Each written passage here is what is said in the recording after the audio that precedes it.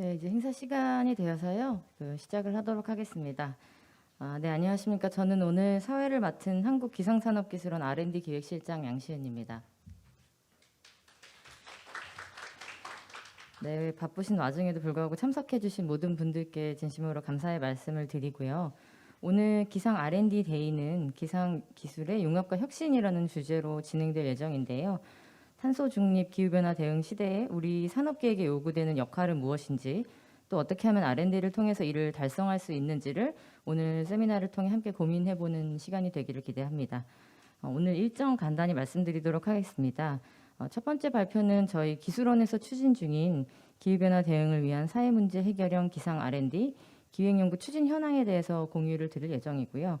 이어서 동남아 개발도상국에 적합한 모바일 기상재해 경보 시스템 사례, 또 CCTV를 활용한 강우 입자 분포 및 강우 강도 측정 방법 등 기상 R&D를 통해 개발된 우수 기술들에 대한 공유가 있을 예정입니다.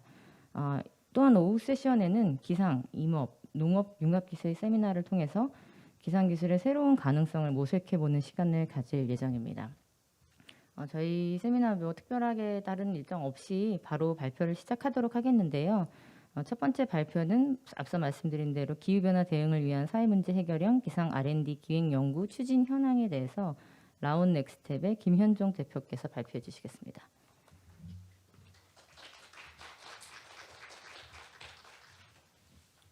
네, 안녕하세요. 반갑습니다. 저희가 이 제목 기후변화 대응을 위한 사회문제 해결형 기상 R&D 기획 연구를 6개월 정도 전에 시작해서 거의 이제 마무리되어가는 단계입니다. 제목이 의미하는 대로 기상 또는 기후변화에 따른 기상 정보를 사회문제 해결하는 데 활용할 만한 R&D 과제, 그걸 또 묶어서 사업 단위로 기획하는 그런 연구로 진행했습니다. 과업의 목적은 기상 R&D 기획하는 것이었고요. 통상적으로 우측에 있는 것처럼 R&D 환경 그리고 동향 등의 분석을 하고 거기서 이슈가 될 만한 것들을 찾고 어떤 영역으로 집중하면 좋겠다라는 영역 설정을 하게 됩니다. 저희 당초에 첫 번째로 주어진 주제는 에너지 쪽에서 기상 정보를 쓰는 흔히 에너지 기상이라고 하는 부분하고요. 두 번째는 사회 또는 관광 인프라 쪽에서 영향을 주고받는 그 부분의 영역을 집중하기로 했었고, 중간에 조금 내용이 이제 상세화되면서 약간의 변화는 있었습니다. 그래서 그 과정 중에 요 연구가 되고 나면은 기상 서비스가 좀 더 확대되는 그런 측면이 있어서 산업계 의견까지 들어서 기술 수요 조사를 하고 사업 계획을 마무리해 가고 있는 단계입니다. 사회 문제는 뭐 굉장히 종류도 많고 범위도 넓어서 기상과 관련된 걸 이제 찾는 방법은 여러 가지가 있는데 이제 그 중에 새 정부 120대 국정 과제 중에 건축물 안전에 관한 영역, 그리고 에너지 정책에 관한 영역, 또 과학기술 정책에 관한 영역을 묶어서 기상하고 근접성이 좀 있는 것을 주제로 먼저 찾기 시작했습니다. 그 중에 첫 번째가 에너지 기상 분야였는데요. 우선 해외의 동향을 보면 기후변화 대응이나 또는 요즘은 이제 넷제로라고 하는 탄소 중립, 그리고 이제 한 발 더 나가서 탈탄소화 에너지로의 전환은 우리가 늘 좀 늦게 가고 있는 형편이고요. 이전에 이미 냈던 NDC 달성의 진척도도 우리가 많이 늦은 상황입니다. 근데 이 주제라는 것이 예를 들면 아침에 내가 밥을 먹었는지 안 먹었는지처럼 우리 피부로 바로 다가오는 게 아니라 서서히 다가오는 거죠. 제가 올해로 이제 52년을 살았는데 저랑 비슷한 연배 분들은 10년 전, 20년 전, 30년 전을 돌이켜 보면 지금과 같은 폭염이 이 정도였나 하는 생각이 들 것이고, 제가 중고등학교를 다니던 때는 열대야란 말을 우리나라에서 들어보지는 않았던 것 같아요. 그러니까 기후변화는 그렇게 우리에게 조금씩 다가오고 있는 그런 상황이고, 따라서 정책이 시급한 듯 안 시급한, 그러니까 시급한데 사람들은 시급하게 느끼지 잘 못하는 그런 주제라는 게 대표적인 특성인 것 같습니다. 그래도 이제 가장 발빠르게 나타나는 게 재생에너지 보급이 확대되고, 거기에 재생에너지 중에 가장 상용화의 선두를 달리고 있는 것이 태양광하고 풍력인데, 둘 다가 기후에 상당한 영향을 받죠. 제가 라스베가스를 가서 거기에서 로스앤젤레스까지 운전을 하고 오면서 미국이란 나라를 처음으로 부러워했었어요. 한 10km 정도 도로 우측에 태양광 패널이 쫙 깔려 있는데 사람 아무도 안 살아요. 1년 12달 일조량도 굉장히 좋은 곳이에요. 우리는 그런 곳을 찾을래야 찾을 수가 없습니다. 그런 곳이 없기도 하고, 그보다 훨씬 좁은 공간이라도 볕이 잘 들면 이미 아파트를 지었거나 사람들이 살고 있죠. 그런 이제 전개가 되고 있으니까 우리가 비록 늦었지만 재생에너지 쪽에 기상 서비스를 적용하기 위한 움직임을 우리도 좀 가져가야겠다라는 시사점을 찾을 수 있겠고요. 우리의 경우도 전혀 뭐 아무것도 안 한 거는 아니어서 지금 2022년 11월 기준으로 10월 말 기준으로 신재생 에너지 발전 사업자 등록된 업체 수가 100여 개가 넘습니다. 100개에서 200개 그 사이를 왔다 갔다 하고 있는 상황인데요. 그 중에 절반 넘게가 태양광이고 나머지 약 40%가 풍력 관련이고요. 그 외가 이제 뭐 작은 발전량을 가지는 나머지 재생에너지 지정된 에너지원들인데요. 우리나라에도 태양광 에너지나 풍력 에너지 쪽에서는 기상 정보를 활용하기 위한 여러 투자도 하고 있고, 또 여러분들 레저를 즐기시는 분들은 휴대폰에 적어도 하나 정도의 날씨 관련된 민간에서 개발한 앱이 깔려 있을 텐데요. 저 같은 경우에 3개를 쓰고 있습니다. 그러니까 기상청에서 공식적으로 제공하는 거 플러스 나머지 3개. 어떤 거는 바람 정보가 좋은 경우가 있고요. 어떤 경우는 강수 정보가 좋은 경우가 있고, 어떤 경우에는 리프레시가 빨리 돼서 최신 정보로 업데이트 되는 건데, 이 발전을 통해서 수익을 얻는 업체 입장에서는 이 정보가 굉장히 중요한 정보가 될 테고, 햇빛 바람 지도 같은 그런 게 이제 속속 나오고 있는 상황입니다. 에너지 수요량이나 발전량 모두 예측이 어려워서 안정적인 전력 계통 운영에 우려가 된다라는 건, 이제 요 중간의 간극은 에너지 수요량 발전량 모두 예측이 어려워서 풍력이나 태양광 발전을 운영하시는 분들이 수율을 예측하기가 어렵고요.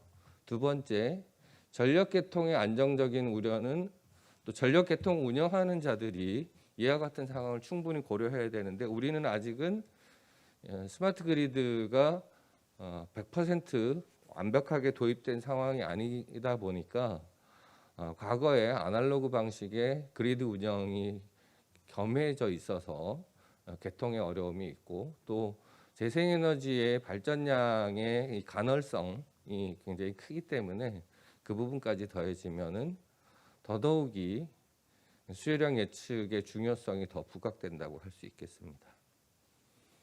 기술 동향의 이 텍스트가 굉장히 많으니까요. 텍스트의 내용은 전반적으로 읽어보시면 될 것 같고, 가장 주목할 부분은 이제 독일인데요. 독일은 산업 생산도 굉장히 많아서 에너지 사용량이 많음에도 불구하고 오래전부터 계획을 세워서 재생에너지의 비중을 늘리고 과거의 에너지, 화석 연료라든지 원전 같은 비중은 계속해서 줄여서 지금은 화석 연료 발전은 하지 않고 있고, 그러다 보니까 재생에너지 비중이 높아서 대표적으로 프랑크푸르트에서 베를린 거쳐서 저기 함부르크까지 가는 그 이체죠. 고속 열차를 타고 가다 보면은 풍력 발전기를 아주 흔히 볼 수 있고, 또 북쪽으로 갈수록 거기는 일조량이 좋아서 태양광 발전도 흔히 접할 수 있습니다. 그에 맞게 그리드의 이 예측 정보에 기상 정보를 물려서 잘 활용하고 있고, 또 실제로 기상 정보에 있어서도 독일은 굉장히 선진적인 시스템을 갖추고 있어서 그와 관련된 기술 개발을 잘 진행하고 있는 걸로 알고 있습니다. 그래서 해외의 예측 정보 제공 사례를 보더라도 우리도 예측 정보를 발전에 쓰임새 있게, 그러니까 지금의 우리 예측 정보는 기후, 날씨, 그리고 날씨의 세부적인 요소들을 예측하는 수준인데, 이제 이 발전을 위해서 필요한 사항들을 좀 더 세분화해서 측정해서 정보로 제공할 수 있는 게 필요한 상황이라고 볼 수 있는 거죠. 그래서 현재 한전 KD는 한전 계열사인데요. 햇빛 지도를 만들고 있고, 한국전력에서는 전력계통 운영 시스템 내에 신재생 발전량 예측 시스템을 적용한 상황이고요. 지금까지 국가 연구개발 과제로 진행되는 걸 보면 약 21개 정도 되고, 대부분 예측 모델을 개발하는 거에 많이 편중되어 있는 상황입니다. 풍력으로 넘어가면은 우리나라 풍력은 이제 육상 풍력, 해상 풍력으로 나뉘어지는데요. 육상 풍력의 경우에는 이제 백두대간 쪽으로 가면은 흔히 보실 수 있고, 그 외 지역에서는 잘 볼 수가 없습니다. 이미 한 10여 년 전에 우리나라 윈드맵을 만들었는데, 우리나라 백두대간 지역을 제외한 나머지 지역에서는 풍질이 그렇게 좋지 않고 대형 풍력 발전기를 돌릴 정도의 풍량이 되지 않는 그런 상황이라서 우리는 일찍부터 서남해, 남해, 그리고 지금은 이제 동해까지 해상 풍력 쪽에 관심을 많이 두고 있는 상황입니다. 우측에 보시면 이 바람의 양을 보여주고 있는데요. 여러분들 뭐 적어도 한두 번 이상은 제주도를 가보셨을 텐데, 예전에는 김영 쪽에만 있었는데 지금은 제주도 서귀포 쪽에 동쪽부터 서쪽까지 풍력 발전기만 보면서 쭉 둘레길을 가셔도 충분히 될 정도로 많이 보급되어 있는 상황입니다.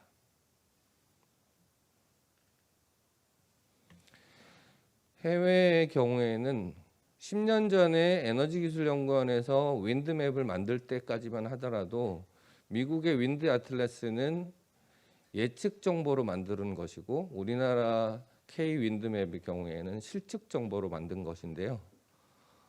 차이라면 마케팅력의 차이라고 할까요? 지금 윈드 아틀라스를 훨씬 많이 쓰고 있는 상황입니다.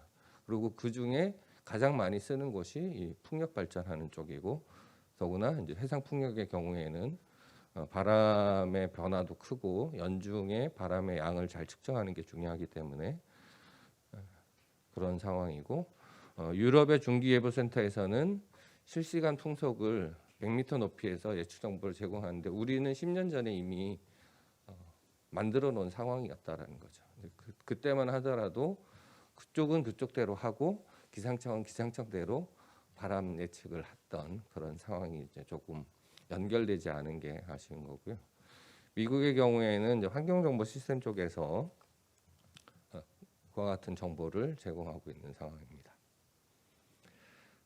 타부처에서도, 그러니까 여기서 타부처라 하면 기상청을 제외한 다른 부처에서도 뭐 과기정통부나 산업통상자원부에서 신재생 에너지 R&D를 많이 하고 있는데, 대부분은 과기정통부에서는 발전의 원리에 대한 부분, 산업통상자원부에서는 실제로 발전에 관한 부분으로 연구 개발을 많이 하고 있어서 R&D 예산은 당연히 산업통상자원부가 굉장히 많이 투입되어 있는 상황이고요.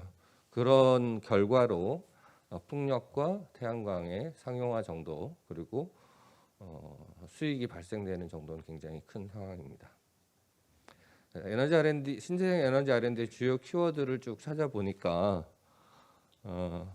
기상청에서 어떤 부분을 가져다 쓸지 이제 우측 하단에 보시면 기상의 인자나 수치 모델, 기상기후의 데이터, IoT 기반의 모니터링 예측 등이 지금까지 많이 쓰인 단어로 이제 찾아진 것이고요.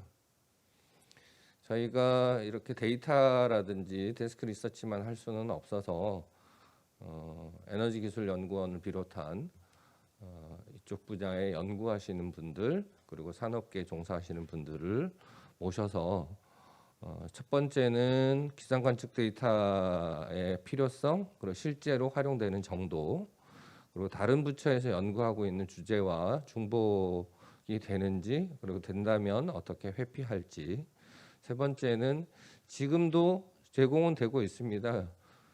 서대문의 기상산업기술원에 가면 기후정보 빅데이터 센터가 있는데요. 거기서 제공되는 정보가 실제로 에너지 또는 발전 현장에서 어떤 쓰임새가 있고 쓰임새를 높이려면 어떤 정보가 생성되고 제공돼야 되는지 마지막으로 비주력 에너지, 재생에너지 그러니까 비주력이라고 하면 뭐 대표적으로 소수력이라든지 해양 쪽에 가면 뭐 조력, 파력 그리고 요즘은 뭐 수열 에너지라고 해서 다른 이유로 데펴진 물이 그냥 버려지면 그것도 환경 오염인데 그것을 잘 활용해서 열을 회수해서 사용하는 지금까지 지금 13개 정도의 재생에너지원이 지정되어 있는데요. 제가 말씀드린 건 두 가지잖아요. 나머지 9개가 비주력 재생에너지라고 보시면 될 것 같습니다. 그래서 에너지 원별로 특화된 자료를 요구하는 게 이제 특히 발전 사업자들은 그러니까 중부 발전 한전이 분리되면서 5개 발전 자회사들이 있는데요. 그 중에 이제 대표적으로 중부 발전도 신재생 에너지 발전을 많이 하고 있는데 발전량 예측에 기상 데이터 활용하는 수준은 매우 낮은. 그러니까 그들은 아직은 설치하고 보급하고 운영하는 쪽에 관심이 훨씬 크고 기상 데이터를 쓰는 것은 현장에 있는 그 공장에 계시는 사람들처럼 기후를 내가 어떻게 할 수 없으니까 주어진 환경에서 최선을 다해서 최적화하겠다라는 그쪽의 생각이 더 강하신 거죠. 근데 실제로 제공되는 걸 잘 보면 운영도 효율화할 수 있다라는 거는 알고는 계시는 것 같은데 이제 그 수요를 정확하게 표현해 주는 게 필요한 상황이었고요. 에너지공단은 재생에너지 보급을 위해서 노력을 해야 되는 그런 기관이어서 그 필요에 대한 요청을 했습니다. 그래서 앞에 해외 동향이나 국내 기술 개발 현황 그리고 소셜 빅데이터 분석하고 전문가 의견까지 들어서 저희가 종합한 사항을 요약했는데요. 우측에 보시면 첫 번째는 지금 기상 정보는 기상 데이터를 매일매일 시간 단위로 지역 단위로 모아서 그거를 양이 많으니까 이제 빅데이터인 거죠. 그렇게 쌓아하고 있는데 이렇게 목적 지향적으로 예컨대 태양광 발전의 변동성 예측 재고. 그러니까 태양은 우리나라의 경우에는 위 경도가 있으니까 태양의 일조량이 또 동일하지 않으니까 게다가 또 기후 변화도 심하잖아요. 뭐 그 구름이 낀다든지 또 미세먼지라든지 이런 거에 따라서 실질적인 일조량의 차이가 큰데 그런 부분까지 반영한 기상 서비스 개발이 필요하다라는 것이고 풍력도 마찬가지입니다. 요즘은 도시에서는 돌풍이 많이 부는데 도시명 풍력도 있긴 하거든요. 근데 아직은 그 단위까지는 아니더라도 해상 풍력 자원 개발을 위한 기상 자원 체계 구축까지 이어지게 하는 그런 게 필요하다는 것이고, 그래서 저희가 첫 번째로 기획해서 1차적으로 보고 드린 내용은 신재생 에너지 지원을 위한 기상 서비스 개발 및 해상풍력 지원 체계 구축입니다. 특히 해상풍력 지원 체계 구축은 기상청이 잘 해도 좋겠지만 해수부에서 또 해양 쪽에 기후 관측을 하고 있기 때문에 그쪽하고 결합해서 하면은 좀 더 진일보되고 정보의 효율적 활용이 될 수 있는 그런 체계가 될 것으로 보고 사업 기획을 했고요. 제가 앞부분에 시간을 많이 사용을 해서 사회안전 부분에 저희가 포착했던 핵심 문제는 처음에는 사회관광 인프라라고 해서 초점이 문화재의 안전한 관리에 기상정보가 필요할 것이다라는 생각을 하게 됐고요. 그것과 기상정보가 어떻게 연결될까라는 궁금증을 가지실 수 있는데, 산불이 나면 보통 산에 우리 문화재가 많잖아요. 왜냐하면 우리나라 전통 문화재의 상당 부분은 불교의 기반을 두고 있고, 사찰은 대체로 절에 있었고, 고려시대 이후에는 산에 불이 나면은 사찰에 있는 문화재도 소실될 수 있는 그런 위험이 있어서 거기에 초점을 뒀는데, 지금 당장은 이제 그쪽의 이슈보다는 지난 여름에 갑작스런 도심 내에 폭우로 게릴라성 호우와 그에 이어지는 도심 홍수라 그러죠, 요즘은. 그로 인해서 또 인명사고까지 나는 그런 상황이 있어서 건축물 안전 쪽으로 좀 주제를 약간 변경해서 거기에 좀 더 집중하는, 그래서 그에 관련된 내용을 정리를 좀 했고요. 우리나라 지금 보면은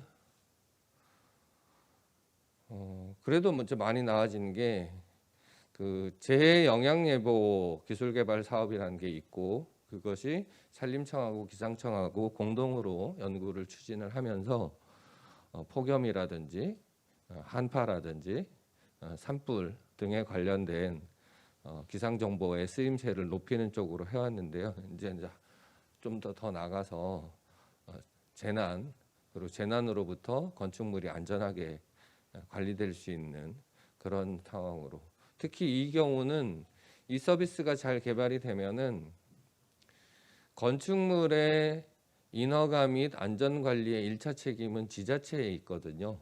그래서 지자체에서 이 서비스의 1차적인 수혜자가 될 것이고, 장기적으로는 재난안전관리 서비스에 종사하는 분들도 이 정보를 쓰면 앞서 태양광이나 풍력에서 얘기했던 것처럼 서비스가 질 좋게 그리고 지속 가능하게 제공되는데 가장 중요한 것은 지속적인 수요자와 사용자가 있어야 되는 것이고, 그들이 수요의 내용을 고도화할수록 좋은 건데요.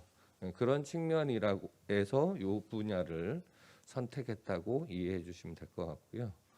또 특히 이쪽은 해외에서도 그렇고 국내에서도 통신사나 소프트웨어 회사들 중심으로 AI나 IoT를 적용하는 그런 개발 사례들이 굉장히 많이 발견되고 있습니다. 그래서 그런 측면으로 저희가 기술 동향을 살펴보았습니다. 그리고 부처별로는 국토교통부에서는 건축물 안전에 관한 인허가 및 규제를 담당하고 있어서 그와 관련된 연구를 하고 있는데, 이쪽도 기상 정보를 많이 활용하고 있는 상황은 아직은 아니어서 연구 개발에 필요는 충분히 있다고 볼 수 있겠고요. 관련해서 저희가 국토연구원을 비롯한 전문가들에게 앞서와 비슷한 주제를 놓고 의견까지 나눠서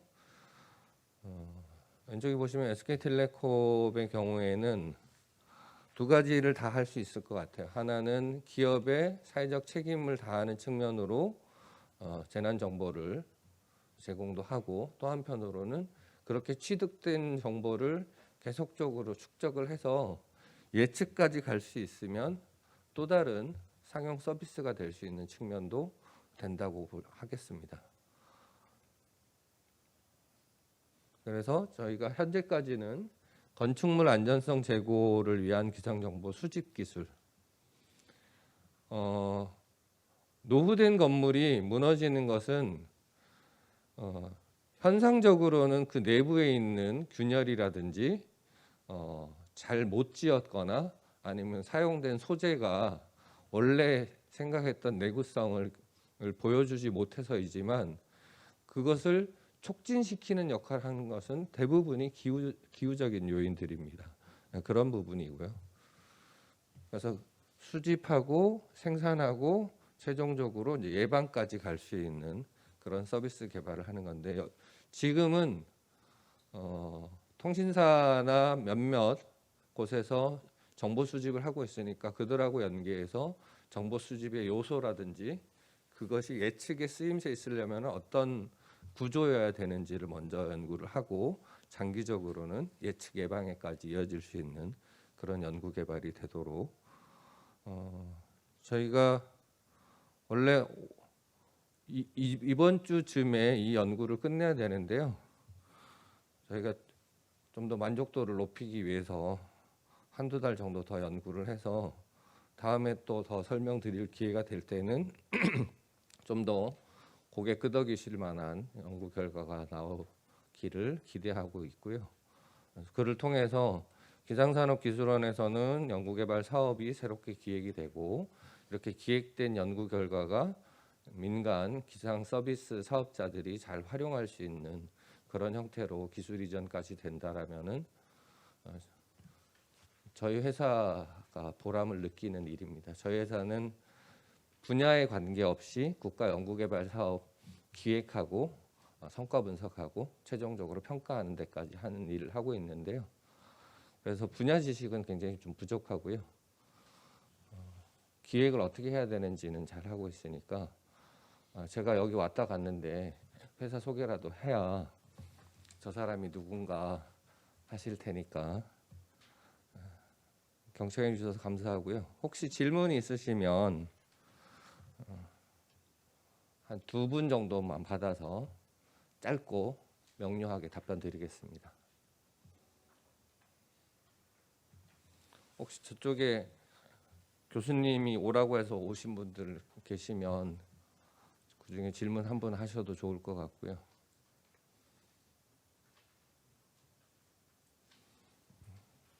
특별히 질문이 없으시면 기술원 담당자 통해서 저희 연락처 있으니까요. 서면이나 메일로 질문 주셔도 되고, 자료가 필요하시다면 요 기획된 자료를 제외한 그 외에 동향 자료나 이런 부분들은 언제든지 공유해 드릴 수 있으니까 따로 연락 주셔도 좋을 것 같습니다. 감사합니다.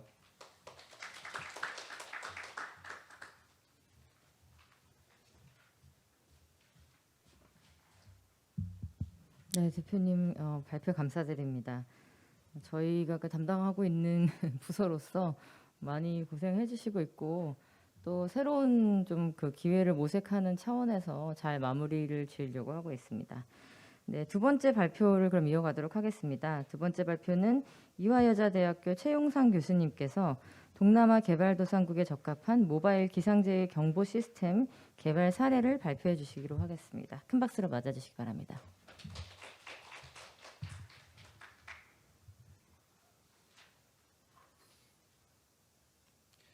네, 발표 기회를 주셔서 감사합니다. 좋은 그 행사 마련해 주신 관계자 여러분들께 깊은 감사를 드립니다. 저는 이제 2018년에 기상 기술원 통해서 기상청 R&D 미래유망 사업을 지원받고 지금까지 동남아 개발도상국에 적합한 모바일 기상 재해 경보 시스템을 개발하여 최종적으로 녹색기후 기금 사업에서 좀 현업 서비스로 지금 발전하기 위해서 계속 지금 사업을 지금 추진 중인데, 처음에 이제 그 기술의 내용부터 그 사업에 도달하기까지 어떤 과정이 있었는지를 차근차근 설명을 해드리도록 하겠습니다. 일단 영어로 되어 있으면 양해해 주시고요. 왜냐하면 이게 녹화가 되면 결국 그 외국인도 좀 볼 수 있기 때문에 말씀은 영어로 저기 한국말로 하지만 슬라이드는 영어로 지금 되어 있습니다. 발표 순서는 다음과 같습니다. 첫 번째, 왜 정지 위성이 꼭 필요한가? 지금 전 세계가 기후 변화, 기후 위기라는 용어가 생길 정도로 상당히 이제 심각하게 이걸 받아들이고 이번 주부터 시작하는 COP27, 그러니까 기후 변화 당사국 총회 이집트에서 열리는 행사에서 특히 조기 경보 시스템이 굉장히 지금 중요한 이슈입니다. 그래서 일본 정부는 어제 연합뉴스에 나왔는데 일본 정부가 지원해서 기상 민간 사업자들을 지원해서 전 세계 개도국에 조기 경보 시스템을 구축하겠다 이렇게 선언까지 한 상태고요. 제가 이제 조사를 해보니까 지금 홍수, 이게 수재는 아니죠. 홍수로 인한 피해가 지금 굉장히 큰데 그 피해가 가장 큰 지역이 어디냐, 이것을 이제 유엔에서 이제 조사를 해보니까 지금 보시는 바와 같이 이 부분입니다. 이것은 홍수에 노출되어 있는 인구가 가장 집중되어 있는 이제 지역들을 이제 그래프로 이제 그린 건데, 가장 인구가 많은 지역을 가장 이게 높은 그래프로 그렸습니다. 이 지역이 바로 동남아시아입니다. 네, 이 동남아시아를 저희가 보면 스콜이라고 하는 것도 있는데요. 규칙적으로 비구름이 생기기도 하지만 최근 들어서 이상 기후 때문에 이 규칙성이 깨지고 우기에 이제 비가 안 오거나 좀 건기에 갑자기 비가 오거나 하는 것 때문에 현지인들이 굉장히 조금 난처해하고 있습니다. 특히 이제 농업, 수산업 종사하시는 분들이. 그래서 피해도 많은데, 이 비구름이 이제 이렇게 발달하기 시작하면 보통 우리 기상학은 그것을 이제 처음에 예측을 하려고 이제 수치 모델을 써서 예측을 합니다. 하지만 아시다시피 수치 모델은 그 중위도 시스템, 그러니까 우리나라를 포함해서 유럽, 미국의 이 경합성 대기가 이제 서쪽에서 동쪽으로 오는 그런 이제 시스템에 강하고요. 열대 대기는 물이 이제 굉장히 끓기 시작할 때 어디에서 끓을지 모르는 것처럼 굉장히 조건부 안정 상태에서 그 예측 불가능하게 이제 이 구름 폭발적인 스톰이 발생을 합니다. 네, 그런 상황에서 이제 수치예보로 예측하는 건 굉장히 힘들고요. 수치예보 예측하려면 사실 수치예보 센터가 있어야 되고, 또 초기에 그 수치 모델에 입력장을 넣기 위해서 아주 조밀한 관측이 필요하고, 또 그 지역에 맞는 최적화된 모델링을 하기 위해서 최적화 과정이 필요하고, 그것을 운용하는 여러 가지 수많은 전문가가 필요한데 개발도상국 대부분은 그렇게 할 수가 없는 상황이죠. 게다가 제가 방금 말씀드린 열대 기상의 특성 때문에 수치 모델로는 사실은 이런 이제 폭우와 뇌우로 이어지는 이 기상 현상은 이제 맞추기가 대단히 힘듭니다. 그래서 보통은 이제 리모트 센싱, 원격 탐사 기술로 이런 것을 이제 초단기 예측이라고 하는데, 초단기 예측을 통해서 이런 비구름을 조기에 탐지해서 예측을 합니다. 그런데 이제 우리가 보통은 레이더를 사용하죠. 비구름을 잡으려면. 근데 이제 레이더는 빗방울이 생기면 레이더 에코에서 그 빔이 부딪혀서 이제 들어오는 그 신호를 받기 때문에 사실 비구름이 충분히 형성된 단계, 한 이쯤 되는 중간쯤 되는 단계에서 레이더가 디텍션을 해서 우리가 경보를 줄 수는 있겠습니다. 근데 이건 위성이 없는 경우고요. 위성이 있으면 사실은 이 빗방울이 생기기 전에 이 구름 입자, 그보다 더 작은 구름 입자부터 이걸 잡아내기 때문에 사실은 예측하는 그 시간을 앞당길 수가 있습니다. 그래서 어느 정도 앞당길 수 있냐면, 이 레이더는 예측을 한다고 해도 최대 30분 전, 하지만 위성은 최대 한 2시간 반 정도 전에서 예측을 할 수 있습니다. 그래서 제가 저희 학교의 사회과학자분들하고 논의를 해보면 대피할 수 있는 최소한의 시간은 2시간이라고 합니다. 그러니까 2시간 전에 예측인 그 그 성과를 내기 위해서는 반드시 인공위성이 필요합니다. 인공위성도 이제 다른 그냥 이렇게 지구를 돌아가는 위성이 아니고 우리 한국이 갖고 있는 천리안 위성처럼 일반적으로 돌아가는 위성의 거리 한 40배 되는 거리의 정지 위성, 그러니까 지구의 자전과 같은 속도로 돌아가면서 계속 CCTV처럼 촬영하는 정지 위성, 기상 위성을 사용해야 이 문제를 해결할 수 있습니다. 그러면 동남아시아를 바라보는 정지 위성, 기상 위성은 몇 개가 있을까요? 3개가 있습니다. 중국 위성 FY4라고 하는 중국 위성이 있고요. 그리고 우리나라 위성이 있고, 그리고 일본 위성이 있습니다. 위치는 이 국기 그 중앙 위치에 있습니다. 각 나라 이제 경도에 있는데 딱 적도상공에 있습니다. 중국 위성은 공개가 잘 안 됩니다. 그래서 잘 쓸 수가 없고요. 일본과 우리나라가 이제 동남아시아의 이 수재난을 볼 수 있는 위성을 갖고 있는데, 일본과 우리나라의 위성에 탑재되어 있는 영상기의 스펙은 거의 같습니다. 하지만 일본은 자국의 그 기상 서비스는 뭐 10분 단위, 2분 단위 특별 관측을 해서 우리나라랑 같게 서비스를 하지만 동남아시아에 송출할 때는 해상도를 떨어뜨려서 30분 단위로 송출하는 것을 제가 이 사업을 하면서 깨닫게 됐습니다. 그리고 저희는 이제 프로토콜이 좀 달라서 저희는 우리나라가 이제 수신하는 정도의 프리퀀시인 10분 단위의 영상, 2km 영상을 동남아시아에 그대로 송출하고 있습니다. 네. 그렇게 됐을 때 지금 여기가 맨 마지막에 방글라데시입니다. 여기가 인도고요. 그러니까 방글라데시, 인도까지 해서 중국, 그다음에 동남아시아, 태평양 이제 전체를 바라보는 이 인공위성이 10분당 한 번씩 사진을 찍게 되면은 여기서 올라오는 구름들을 이제 빠르게 이제 포착할 수 있고요. 이 구름을 우리가 알고리즘 기술이라고 해서 각종 그 정보로 이렇게 전환하면, 예를 들어서 이제 저희 목적은 스톰 알람이기 때문에 스톰 알람 정보로 이렇게 전환해서 이제 기상청 또는 주민들에게 보내면 아주 효과적인 그런 조기 경보 시스템이 됩니다. 다시 말씀드리지만 지금 보고 계신 이 위성의 영역은 레이더를 수백 개를 이제 설치하는 것에 비해서는 훨씬 이제 큰 영역인 것이고요. 바닥까지 다 커버가 되니까. 그리고 예측 시간은 레이더보다는 훨씬 더 빠르게 예측할 수 있고요. 그래서 이제 이코노믹 그 피저빌리티는 사실 레이더보다 이 위성이 훨씬 더 높은 것으로 그렇게 지금 판단하고 있습니다. 이 기술을 그 논문을 통해서 발표를 했습니다. 그래서 제목이 보면 사우스 이스트 에이시아의 트로피컬 썬더스톰의 예측성이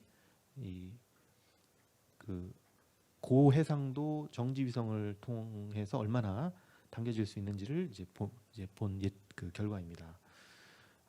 예를 들어서 이제 왼쪽은 공간 해상도가 높으면 높을수록 어떤 효과를 갖고 있는지, 그다음 오른쪽 그림은 시간 해상도가 높아지면 높아질수록 어떤 효과를 보이는지 나타내는 그림인데요. 구름이 이런 모양이 있다고 쳐보면 우리가 옛날 콤스 에 비해서는 상당히 고해상도 영상을 갖고 있습니다. 이 적에서는 2km고 가시광선은 이거보다 더 고해상도는 1km인데 이 구름의 모양이 4km 상태에서는 이게 잘 안 잡힌죠, 그죠? 근데 어떤 지역에 비가 오는지, 비구름이 있는지 걸려 있는지를 아주 섬세하게 잡지를 못하는데 2km만 돼도 굉장히 좋은 레졸루션이고 이 구름의 모양을 잘 잡을 수 있습니다. 근데 특히 여기서 이 논문에서 가장 중요한 것은 시간 해상도의 중요성입니다. 그러니까 일본처럼 30분마다 동남아시아에 정보를 주면 이 비구름은 발달하는데 빠르게 발달하면 30분 안에 다 발달해서 비가 쏟아집니다.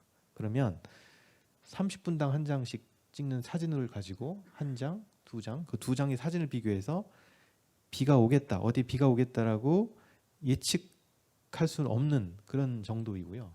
그러니까 결국 이벤트가 일어났을 때 그냥 중계하는 수준이고, 만약에 이걸 10분에 한 번씩 이렇게 사진을 찍어서 동남아시아에 보내주고 주면 이 10분당 한 번씩 찍는 것은 이 요즘 세로축은 이 구름의 온도입니다. 구름의 꼭대기 온도인데 그 온도가 급격하게 조금이라도 떨어지고 또 급격하게 떨어지는 것을 계속 관찰할 수 있기 때문에 이 예시에서는 한 160분 전에 미리 포착할 수 있다. 이 얘기를 이 그림으로 표현한 것입니다. 그러니까 시간의 성도가 굉장히 중요하고요. 그래서 이거를 실제로 실증하기 위해서 저희가 캄보디아 베트남 현지에 지금 그 과제 기간도 그렇고 지금 올해도 계속 조사를 했습니다. 조사를 해서 조기 경보가를 받았는데 실제 비가 왔느냐를 실제 사람들한테 조사를 해봤고 그것을 아큐웨더나 더 웨더 채널과 비교했습니다. 그 이유는 우리 휴대폰의 그 날씨 앱의 이제 날씨 앱의 정보는 보통 이제 저는 아이폰인데 웨더 채널 걸 쓰고요. 안드로이드는 아큐웨더를 쓰는 것 같습니다. 그래서 대표적인 이 두 회사하고 비교를 해보면 탐지율은 더 높고요. 오탐지율은 훨씬 낮습니다. 이것은 응당 당연한 것이 우리는 리모트 센싱 기법으로 기상위성을 통해서 조기 경보를 하는 것이고 그리고 일반적인 날씨 회사는 수치 모델을 이용해서 하는 것이기 때문에 상당 부분 탐지율이 훨씬 좋아진다 이렇게 결론이 나왔습니다. 그리고 이제 제가 이제 이 위성의 가치를 계속 이제 찾다 보니까 이 기상위성을 가지고 산불 모니터링 알고리즘의 정확도를 비교한 논문이 있더라고요. 근데 이거를 이제 우리 옆에 있는 그 천리안 위성의 옆에 있는 히마와리 위성하고 비교를 해보니까 이제 총체적인 정확도가 우리 위성이 산불도 굉장히 우수하다 이런 논문이 발표된 바 있습니다. 올해. 그래서 이제 이 스톰, 헤비 레인뿐만 아니라 산불 정보까지도 굉장히 유용할 수 있겠다 이런 생각을 하고 있고요. 그래서 저희가 지금 이 시스템에 이 강수뿐만 아니라 이제 포레스트 파이어 지금 기상청에서 제공하고 있는 이 포레스트 파이어 그리고 더 나아가서 이제 수요 조사를 해보면 특히 어민들이 풍랑으로 이제 그 스톰 예보를 못 받고 출항을 하기 때문에 특히 해안가의 윈드 웨이브, 이제 풍랑 주의보까지 경보까지 이렇게 이제 조금 더 진화를 시켜서 지금 조기 경보 시스템을 개발하고 있습니다. 올해 가장 유명했던 홍수가 있습니다. 방글라데시가 아니고요, 파키스탄입니다. 예, 파키스탄의 홍수는 올해 엄청난 피해 규모를 이제 기록했는데 이 홍수에 영향을 받은 사람만 3,300만 명. 예, 서울시 면적의 13배나 되는 농경지가 훼손. 이 정도 규모입니다. 근데 안타깝게도 기상위성이 파키스탄을 이렇게 보지는 못합니다. 예, 파키스탄은 인도의 서쪽에 있기 때문에 그래서 인도의 동쪽에 있는 방글라데시는 아까 설명드렸듯이 보더라고요. 그래서 올해 제가 방글라데시를 좀 집중해서 봤고요. 방글라데시도 굉장히 많은 규모의 사상자가 났습니다. 여기 보면 700만 명의 이재민이 발생했고요. 예. 9개 주에서 영향이 있었습니다. 예.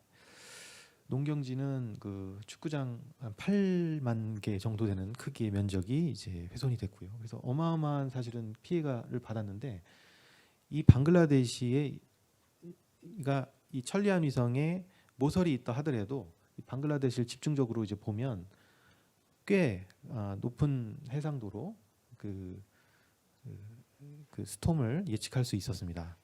그래서 저희가 이 이제 썬더스톰의 스테이지가 이제 세 가지로 나눠집니다. 그래서 초기 상태, 발달 상태, 그리고 성숙 단계. 그래서 세 가지로 나눠서 이 초기 상태에서 빨리 탐지해서 그 지방에 조기 경보를 주고 성숙 단계에 이뤘을 때 대피가 되면 어떻게 되냐 해서 저희가 시간별로 이렇게 살펴봤고요. 빨간색은 이제 헤비 레인이 직접 내리는 지역, 추정되는 지역이고, 그다음에 노란색은 이제 그것이 확 커질 거라고 확 이제 예측하고 이제 미리 조기 경보를 준 그런 이제 지역입니다. 그래서 이제 보면 여기서부터 여기까지 이제 몇 시간 입니다. 몇 시간 한 반나절 정도 되는데 여기서 조기 경보를 주면 한 몇 시간 후에 이 조기 경보를 받아서 대피할 수가 있겠다. 이런 그 사실은 그 사전 연구를 진행하였습니다. 네, 그래서 이런 그 식으로 이제 저희 기상 위성이 계속 조기 경보에 사용될 수 있겠고요. 개발도상국 사실은 거의 기상 위성이 커버하는 영역의 인구가 제가 중국까지 포함해서 따져보니까 40억이더라고요. 전 세계 인구의 절반이 기상위성의 그 필드 오브 뷰에 다 들어갑니다. 그래서 40억을 다는 못하겠지만 열대지방의 개발도상국을 커버한다고 해도 상당수의 국가들이 조기 경보를 받아서 혜택을 좀 받을 수 있겠다 생각되고요. 지금 제가 지금 기상 R&D를 통해서 개발된 이 모바일 재해경보 시스템 이게 잘 알려져서 UN 환경계획이 알려져서 2021년부터 2026년까지 녹색기후기금 사업을 지금 이행하고 있고요. 대상 국가는 태평양 도서국가입니다. 그래서 니우의 마샬제도, 쿡아일랜드, 투발루, 팔라우 이들 국가는 레이더도 없습니다. 이거 없고요. 그냥 섬나라기 때문에 전체 인구 다 합해서 한 10억 명이 안 됩니다. 한 5억 정도 되는 5억에서 10억 사이로 알고 있고요. 그렇기 때문에 이 기상위성은 굉장히 중요한 사실은 이제 솔루션이 되겠습니다. 아시다시피 이런 국가들은 해수면의 상승, 투발루 지금 장관이 바닷물 속에서 연설을 하는 정도로 퍼포먼스를 하는 걸로 잘 알려져 할 정도로 이 수위가 높아져서 섬이 사라질 위기에 있는 것으로 잘 알려져 있지 않습니까? 이들 국가에 저희가 풍랑부터 이제 폭풍우 이제 등 다양한 조기 경보를 천리안 위성으로부터 직접 해서 서비스를 해서 2026년 9월 그 사업 종료 단계에 되면 완전히 현업 시스템으로 들어갈 수 있도록 지금 최선을 다하고 있습니다. 이 과제에 아마도 제 생각에 최초로 이 녹색 기후 기금 과제에 천리안 2A라는 것이 언급이 됐고요. 천리안 2A를 가지고 모바일 이쪽은 이제 웨더라는 말을 잘 안 쓰더라고요. 그래서 Climate Information Communication Systems with Early Warning 시스템을 도입하고 이 Early Warning과 그다음에 이 과제 안에 적십자사든 여러 그 유관 그 파트너들이 있습니다. 그래서 First Aid Station 네, 위치를 파악해서 어떤 문제가 생겼을 때 대피소로 인도한다든가 아니면 구호를 지원한다든가 이런 사업을 지금 하고 있습니다. 이 사업을 통해서 저도 이제 노하우를 쌓겠지만 기상청 기술원의 지속적인 관심과 성원을 부탁을 드립니다. 이 기술을 잠깐 체험해 볼 수 있는 앱이 있습니다. 이게 그 이름을 그냥 레인버드라고 붙였고요. 레인버드는 비가 오기 전에 알려주는 실존하는 이제 꾀꼬리인데요. 그래서 그냥 레인버드로 했고, 요거는 이제 누구나 받을 수 있는 앱입니다. 물론 UN 환경기구 프로젝트를 위해 한 특별한 앱을 지금 개발 중입니다. 하지만 우리가 기상위성을 띄운 것은 당연히 인류 사회에 공헌하기 위한 목적이 있고 이것을 최대한 퍼블릭하게 사용해야 되는 그런 우리의 또 노력도 같이 병행해야 되기 때문에 어떤 최소한의 자원으로 레인버드라는 앱을 계속 어렵지만 운영하고 있습니다. 그래서 너무 많은 그 수가 다운받아 사용하면 또 이게 시스템이 잘 안 되기 때문에 여기 계신 분들만 다운을 받으시고 혹시 해외 여행 가실 때 특히 정말 유용성을 확인하실 수 있습니다. 천리안 위성이 모바일에 직접 비가 온다고 알려주는 것을 경험해 보실 수 있고요. 경험하시면 이제 제가 iOS와 안드로이드 시기에 다 만들었습니다. 그래서 다운을 받으시면 아마 경험을 해보실 수 있으실 겁니다. 네. 경청해 주셔서 감사합니다. 네.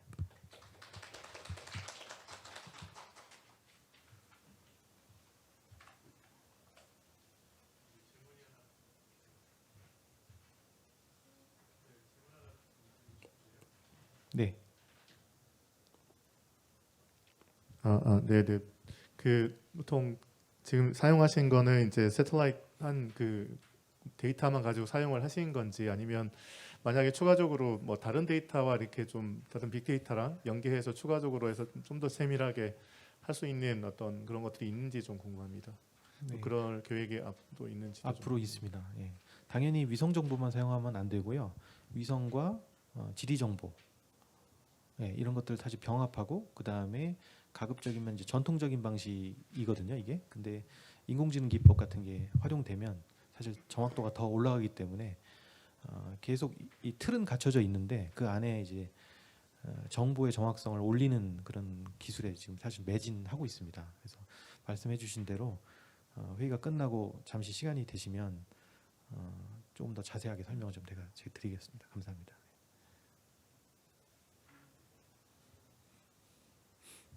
예, 발표 잘 들었습니다. 요새 뭐 저기 전세적으로 퍼블릭 굿에 대한 굉장히 논의가 많은데 굉장히 우리나라가 천리안 위성 가지고 그런 부분에 기여를 많이 하는 것 같습니다. 아까 말씀하실 때 이제 우리나라는 10분마다 사진을 찍어서 이렇게 서비스를 하고 있는데 일본은 30분이다 말씀하셨는데 일본은 왜 30분인지 그게 조금 궁금하고요. 혹시나 뭐 우리 교수님께서 하신 과정에 있어서 좀 그게 파악된 게 있으면 좀 알고 싶고 또 하나는 아까 이제 이코노믹 피지빌리티 차원에서 이 저기 위성이 레이더보다 낫다는데 이게 실증 데이터인지 그냥 추정하시는 건지 왜냐하면 레이더를 얼마나 그 많은 그 지리적 정보를 커버하기 위해서 얼마나 심어야 되는지에 대해서 실증 데이터 가지고 이렇게 비교해서 나온 건지 아니면 그냥 추정인지 그게 조금 궁금하고요.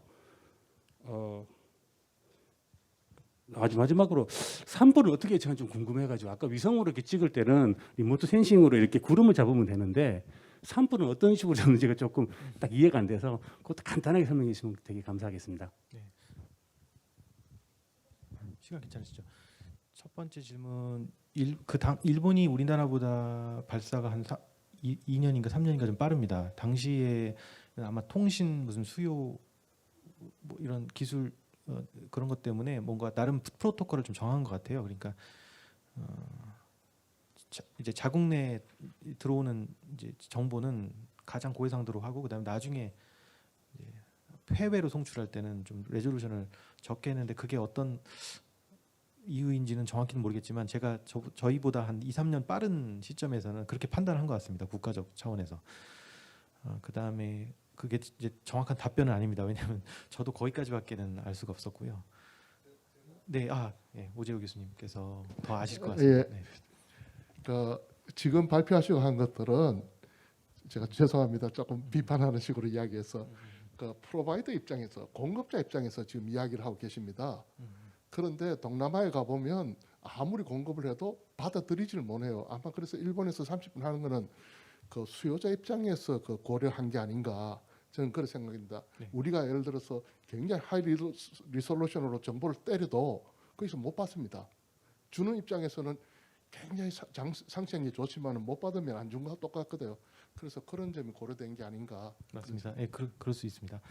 두 번째는 저희가 위성의 그 경제적 가치에 대한 논문이 있습니다. 예, 이거를 그러니까 지상의 시스템, 관측 시스템하고 이제 전체를 다 깔았을 때 레이더를 그리고 그만한 커버리지로 위성을 쏘아 올리는 데 필요한 또 예산이 있었습니다. 그래서 그걸 서로 비교해 본 결과 위성이 훨씬 경제적으로 물론 두 개가 다른 측면이 있습니다만 경제적인 효과가 상당하다는 걸 저희가 지금 논문이 있고요. 사실 이렇게 구글링해서 찾아보면 쉽게 찾아보실 수 있고 그다음에 세 번째 질문이 산불이요.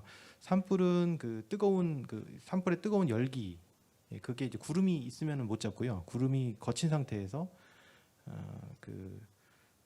비접을 하고 그다음에 그러니까 근적의 파장에서 불이 이제 아마 한 700, 800도 이상 막 이렇게 되는데 거기서 나오는 그 특정 채널에서 나오는 그 복사량이 굉장히 커집니다. 예. 그래서 그 원리를 사용해서 산불을 이제 디텍션을 하고요. 기상 위성 센터의 설명으로는 이게 되게 작으면 못 잡고요. 한 10헥타르 정도 이상이 되면 디텍션이 가능합니다. 그래서 산불은 사실은 예측은 아니고 산불이 작을 때 이제 디텍션하는 것인데 동남아의 상황은 예측도 예측인데 이렇게 작은 산불이 났는지도 모르고 이제 그냥 넘어가는 경우가 많아서 만약에 이게 동남아시아의 개발도상국에 활용이 된다면 굉장히 좋을 것 같다는 생각입니다. 네.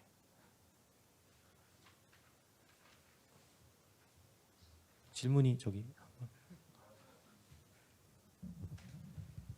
네, 교수님 그 우선 첫 번째 질문은 이제 위성에 대한 질문인데요. 그 모델 같은 경우는 이제 그 이미지가 나오면 그 바깥에 있는 테두리 부분은 좀 그 데이터 신뢰도가 떨어지잖아요. 근데 위성도 이게 사진 찍는 건데 그러면 이제 이 테두리에 있는 국가들은 조금 해상도가 떨어지는지. 네. 그래서 방글라데시 같은 경우는 제가 봤을 때는 인도나 방글라데시는 미얀마 더 건너라서 좀 그런 뭐 신뢰도 데이터 그런 게 있는지 그게 좀 궁금하고요. 그리고 캄보디아에서 이제 사업을 하신 걸로 아는데 그러면 그거와 연계해서 캄보디아는 더 그래서 가운데 쪽에 있어서 좀 잘 데이터가 더 좋았는지 이게 궁금하고. 그리고 아까 저기 질문 나왔던 거는 제가 좀 설명을 드리면 그 저기 오재호 교수님 말씀도 맞는 말씀이신데 이제 해외 원조 사업을 하다 보면 이게 일본 문화기도 하고 한데 일본은 기본적으로 정책상 모든 정보나 기술을 공유하지 않는 기본 정책이 있습니다. 그래서 물론 그 개독의 통신 인프라 때문에라도 그런 것도 있는데 일본은 원조를 하고 나서 모든 시스템과 정보나 기술을 100% 공개하지 않는 내부 정책이 있다는 거를 저희도 한 5년 차, 6년 차 정도 되면서 좀 알게 됐습니다. 예, 참고하시면 되겠습니다. 네, 마치 역시 그 위성도 링 효과라고 합니다. 그러니까 위성의 이미지가 이렇게 있으면 가운데는 정확하고요. 그리고 그 모서리로 갈수록 부정확해집니다. 예. 그래서 그것은 이제 전체적인 부정확성을 의미합니다. 정보의 부정확성. 그 정보의 부정확성에도 불구하고 그 정보가 들어가서 조기 정보로 활용이 돼서 그게 어떤 유익이 있다면 사실은 적용할 가치는 있습니다. 네. 저희랑 그 초기에 사업하실 때보다 더 관련된 근거 자료나 우수성이나 필요성과 관련된 부분을 더 풍부하게 보완을 해가신 것 같습니다. 그래서 앞으로도 좋은 성과로 이어지시기를 기원을 합니다.